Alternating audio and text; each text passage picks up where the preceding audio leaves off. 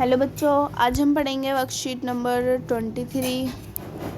Class है आपकी 8। यहाँ पर आपको 8 दे दिया है, लेकिन ये 7th की ही है। और सब्जेक्ट है हिंदी, और डेट है आज 15 दिसंबर 2020।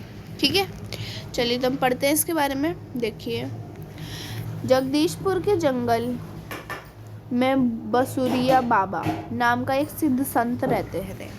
सिद्ध संत जो होते हैं, जो बहुत शांति से दुनिया से की वो माया से दूर रहते हैं, उन्हें सिद्ध संत कहते हैं। तो उनका नाम था बसूरिया बाबा। उन्होंने ही कुंवर सिंह को देशभक्ति एवं स्वाधीनता की संभावना उत्पन्न की थी। जो भी हमारे देशभक्त थे कुंवर सिंह, उनको जो है ये भावना कि अपने देश के लिए लड़ना की भावना उन्होंने ही उत्पन्न की थी। उन्होंने बनारस, मथुरा, कानपुर, लखनऊ आदि स्थानों पर जाकर विद्रोह की सक्रिय योजनाएं बनाई। उन्होंने लोगों के साथ क्या करा, सक्रिय यानी कि अच्छी योजनाएं बनाई कि हम कैसे अपने देश को छुड़ा सकते हैं, उसके लिए विद्रोह के लिए। ठीक है, तो 1845 से 1846 तक काफ़ी सक्रिय है और गुप्त ढंग की ब्रिटिश हुकूमत के खिलाफ विद्रोह की योजना बनाते रहे।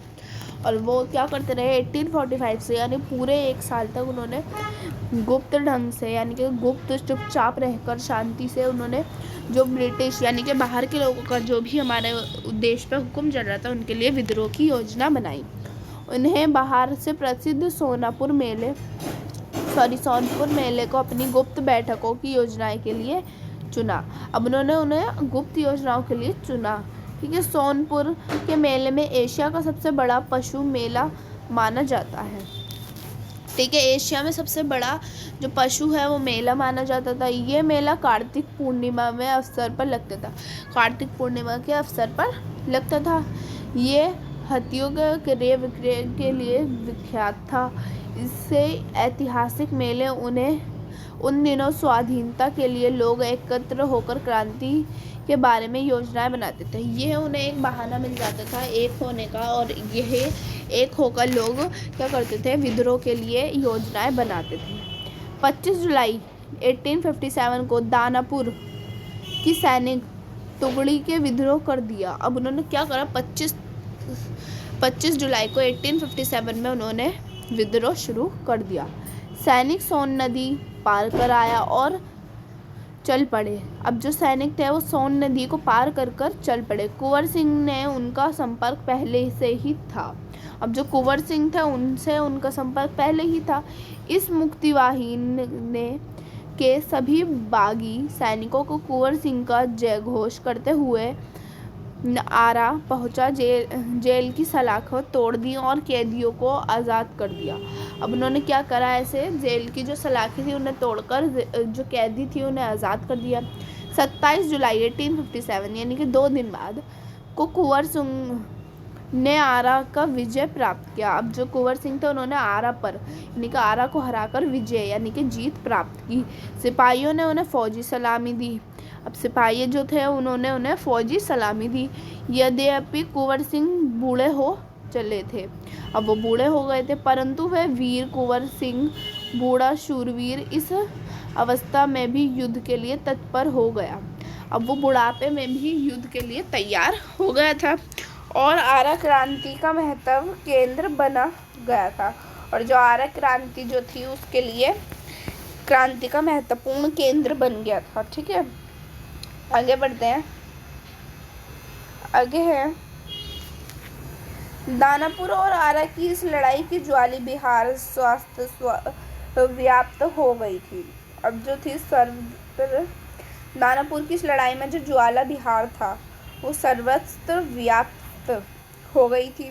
लेकिन देशी सैनिकों के अनुशासन की कमी, स्थानीय जमींदारों का अंग्रेजों के साथ सहयोग करना एवं आधुनिकतम छात्रों की कमी के कारण जगदीशपुर का पतन रोका न जा सका।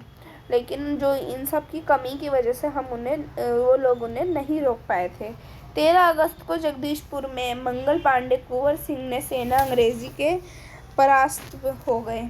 अब जो क्या हुआ, 13 अगस्त को जो जगदीशपुर में जो भी मंगल पांडे थे वो परास्त हो गए। इससे वीरवार कुंवर सिंह का आत्मबल टूटा नहीं और वे भावी संग्राम योजनाएं बनाने में तत्पर हो गए और वो उसमें ही मगन रहे। ठीक है, वे क्रांति अन्य संचालकों के नेताओं से मिलकर उनकी आज़ादी को बढ़ाना चाहते थे। कुंवर सिंह सासाराम से मिर्ज़ापुर होते हुए रीवा, कालपी, कानपुर एवं लखनऊ तक गए। लखनऊ में कोई शांति नहीं थी, इसलिए बाबू कुंवर सिंह ने आजमगढ़ की ओर प्रस्थान किया। अब जो बाबू कुंवर सिंह थे उन्होंने क्या किया, आजमगढ़ की तरफ प्रस्थान कर दिया। उन्होंने आज़ादी को इस आग में बराबर जला रखा। अब जो आज़ादी की उनमें जो आग लगी थी उसे जलाए रखा, उसे बुझने नहीं दी। उनकी वीरता की क्रांति की उत्तर भारत में फैल गई। कुंवर सिंह इस विजय यात्रा को अंग्रेजी को होश उड़ गए। अब जो अंग्रेज लोग थे उनके होश उड़ गए, इतनी बड़ी क्रांति हुई थी। कई स्थानों पर सैनिकों एवं राजा कुंवर सिंह की अधीनता में लड़े। उनकी आज़ादी आगे बढ़ती रही, लोग शामिल होते गए, उनकी अगुवाई में लड़ते रहे। इस प्रकार ग्वालियर जबलपुर सैनिकों के सहयोग सफल सैन्य रणनीति के प्रदर्शन करते हुए वे लखनऊ पहुंचे। अब ऐसे ही धीरे धीरे प्रदर्शन करते करते वो कहाँ पहुंच गए, लखनऊ पहुंच गए थे। ठीक है। आजमगढ़ की ओर जाने का उनका उद्देश्य था इलाहाबाद एवं बनारस आक्रमण कर शत्रुओं को पराजित करना। जो शत्रु थे उनको पराजित यानी कि उनको हराना उनका क्या था, एक आक्रमण था इस तरह का। अनंत जगदीशपुर पर अधिकार करना, जगदीशपुर पर अपना अधिकार जमाना। अंग्रेज और कुंवर सिंह की सेना के बीच घमासान युद्ध हुआ। अंग्रेज और कुंवर सिंह जो थे उनकी जो भी सेना थी उनमें घमासान बहुत तगड़ा युद्ध हुआ। उन्होंने 22 मार्च 1858 को आजमगढ़ पर कब्जा कर लिया। अब उन्होंने कब्जा कर लिया। अंग्रेज़ों ने दोबारा आजमगढ़ में आक्रमण किया। अब अंग्रेज़ों ने क्या किया, दोबारा से आक्रमण किया। एक बार फिर आजमगढ़ ने अंग्रेज़ों को हराया और फिर से आजमगढ़ ने अंग्रेज़ों को हरा दिया, तभी भी वो नहीं जीत पाए।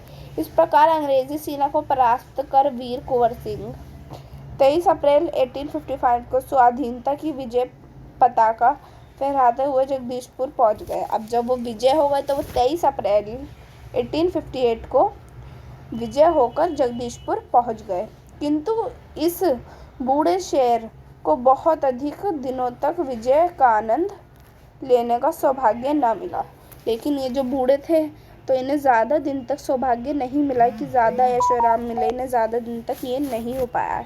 इसी दिन विजय उत्सव मनाते हुए लोगों का यूनियन जैक अंग्रेज़ों को झंडा उतारकर अपना झंडा फहराया। उन्होंने अपना झंडा फहराया। इसके 3 दिन बाद ही 26 अप्रैल 1858 को ये वीर इस संसार से विदा होकर अपनी अमर कहानी छोड़ गए और इनकी डेथ हो गई 26 तारीख को 2 दिन बाद।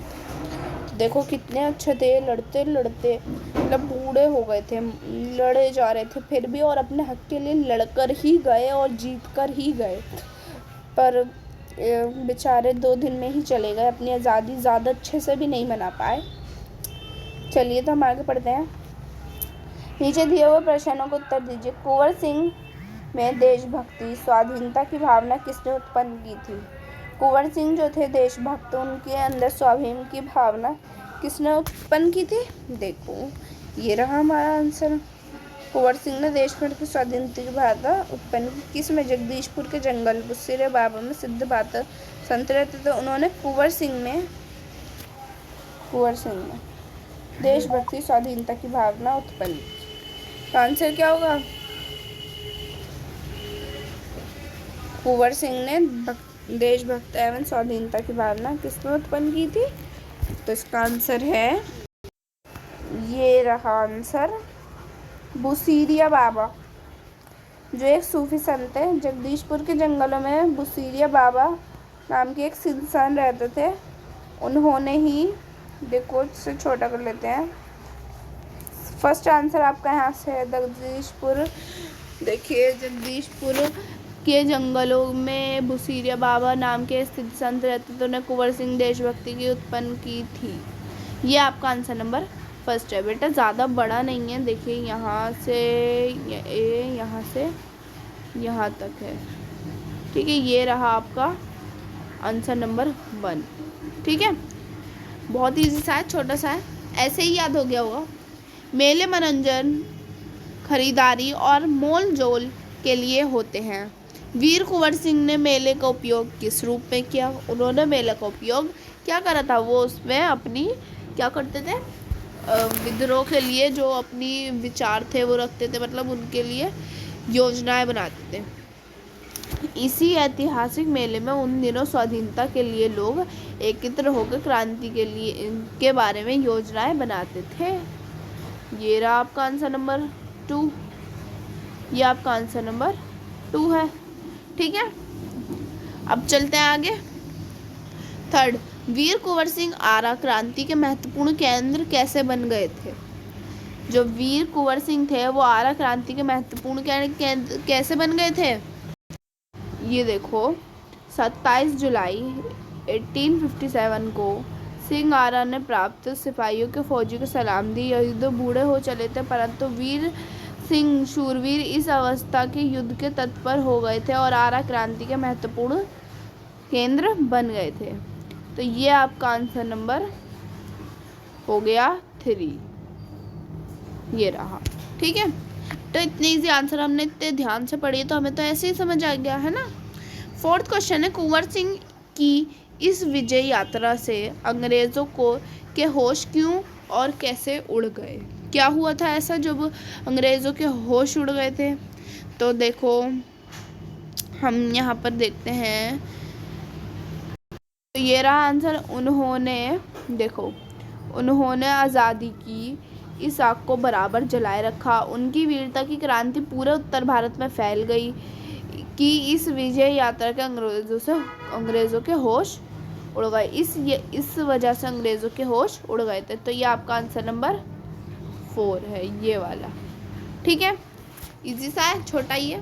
फिफ्थ है, जिस प्रकार यहाँ सोनपुर के मेले की बात हुई है उसी प्रकार ऐसे ही किसी प्रसिद्ध बड़े मेले के बारे में अपने आसपास की जानकारी इकट्ठा करके लिखिए। तो ऐसा कौन सा वो है मेला जो वो होता है ना, एक 5 साल में लगता है, तो आपको याद हो गया होगा कौन सी है। उससे भी फेमस वाला लिखते हैं, हम लिखेंगे 12 साल वाला। ठीक है, वो जो होता है, देखो, हर 12 साल बाद कुंभ का मेला लगता है